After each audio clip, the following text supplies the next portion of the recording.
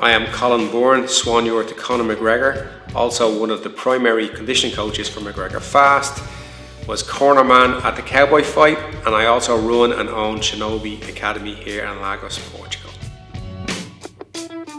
Tip number 1, mobility drills. You need to do it.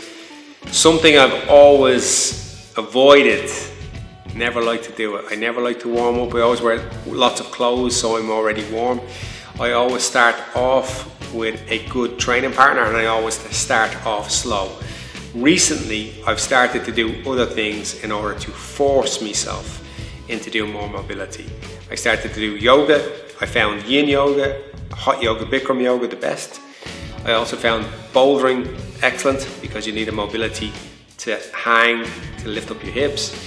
And lately I've been doing Olympic lifting. Olympic lifting I found was the best because you have to address mobility issues that you have in your hip, in your ankle, in your shoulders, in your elbows, in your wrists, and all these things come into play in MMA and Jiu-Jitsu. So I don't just come to the gym and train 3 times a week and do mobility on those days. Every day now I do mobility drills for the lifting, even just with a brush handle or a broom handle.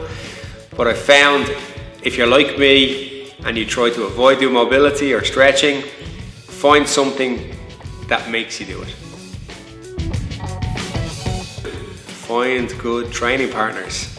Don't be afraid to say no to someone who's much heavier, much more aggressive than you are, or hits harder, or pressure passes, or things that you're not up to.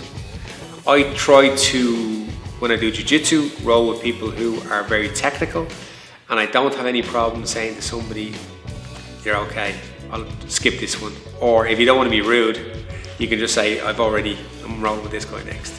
So that would be my tip, pick good sparring partners. If you're sparring, you don't always have to go hard. Sometimes it's good to go technical. You do need to go hard every now and then, but not all the time. So pick good training partners. I like just to go, when I go to another gym, is just do the beginner's class and pick up stuff that I've forgotten about or things that I don't know. There's always things you can learn. White belts are tricky, but I always find that I will go back and do the fundamental class in striking, in wrestling, in jiu-jitsu, and also I do the advanced classes as well. But it's a good little thing. Bring yourself back to the start. Remember where you came from. If you're at the start, well, just keep going. Don't eat all the cake in one go. Old Japanese saying. If you eat all the cake in one go, you're going to get sick. So go and take little slices of cake, eat it, go away, come back, another little slice, and all of a sudden you've eaten all the cake. So start as you mean to go on. Don't just come in, do too much at the start. Be smart how you train. Train hard, but train smart. Take days off and avoid yourself getting injured. But like I say, little pieces of the cake. Tip number 5, invest in yourself. Don't think of things as an expense. Think of them as an investment. If you're getting something out of it, it's an investment. If it's taking something from you, it's a cost, it's an expense. So martial arts for me is a plus. So I invest in myself.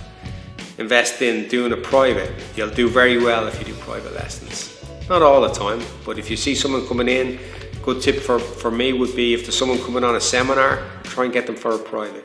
If there's someone in town, try and get them for a private, in all sorts of different things, not only in martial arts.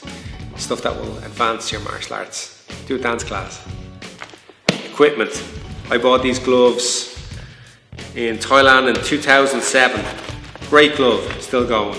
If I'd have bought a cheap glove, it would have fallen apart, it would have been uncomfortable to wear, probably would have hurt my hands. Same thing with mouth guards. Invest in a good mouth guard.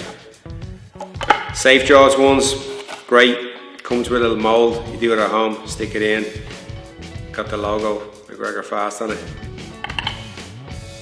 And use your equipment well. Clean it, use it all the time. Even if you go back, I went back to Crumlin Boxing Gym there the last time I was in Ireland, and everyone wears a mouth guard when they're skipping, when they're shadow boxing, when they're punching the bag, because in their competition, that's what they do.